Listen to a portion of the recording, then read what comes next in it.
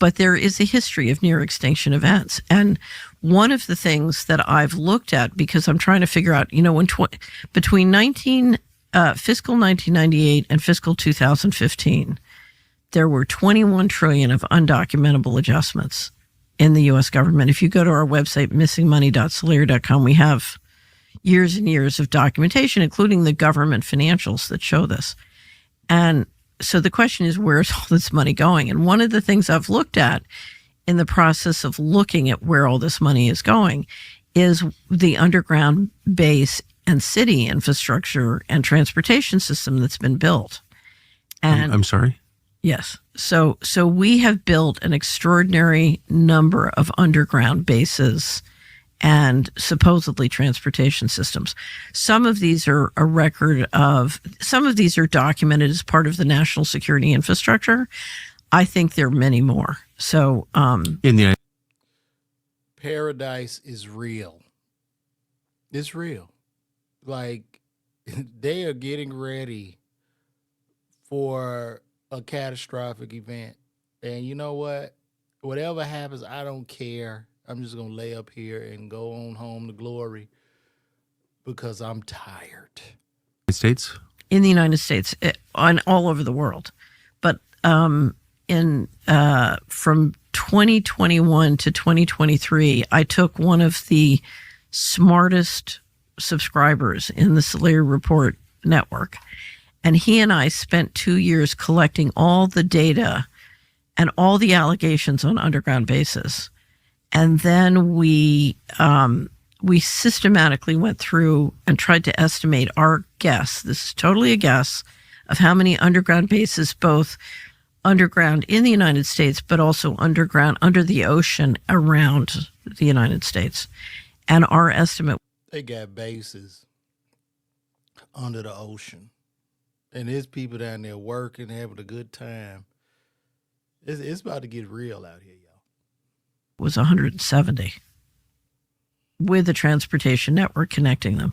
And what would be the purpose? The purpose, if you thought you were going to get a near extinction event, so to me, there are two purposes. You have so many activities going on that you need to keep secret that you're basically building the capacity to, for example, if you're doing a secret space program, you need to platform it from things that can't be seen. But I think if you're worried about a near extinction event, that's.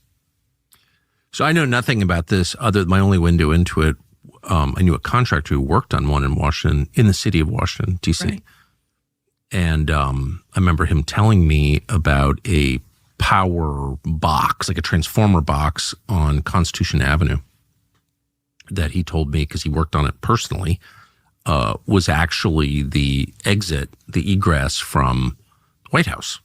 That was kind of by vehicle. I thought that was, I was like, really? He goes, oh yeah, no, I installed it. I know. And I thought, well, that's kind of crazy that in the middle of this big city where I was on Constitution Avenue every day, that you could build something like that without me knowing it. Under the VP's house at the Naval Observatory, same thing. I think most people know that.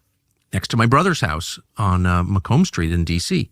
But I always thought that was like preparation for nuclear war. Like, I didn't really think about it that much. Some of it is, it's preparation for catastrophe.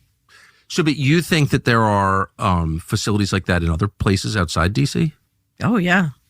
So if you're interested, we have a great interview. I did an interview of Richard Dolan on underground bases on the Solera Report, and it's sort of an introduction to the topic, and it's based on a lot of the research of a guy named Richard Sauter, who is very hard to interview. So just think about that. The rich are preparing for a human level extinction event as we go to work every day. And we are obviously in the end of times. As you can see, and the show on Hulu, Paradise, is absolutely real. So there's no telling what the alarm bells will ring and we'll be getting that call. Well, some of us will be getting that call, or at least the elite people, the rich, will be getting that call to go to those underground bunkers and I guess just live life.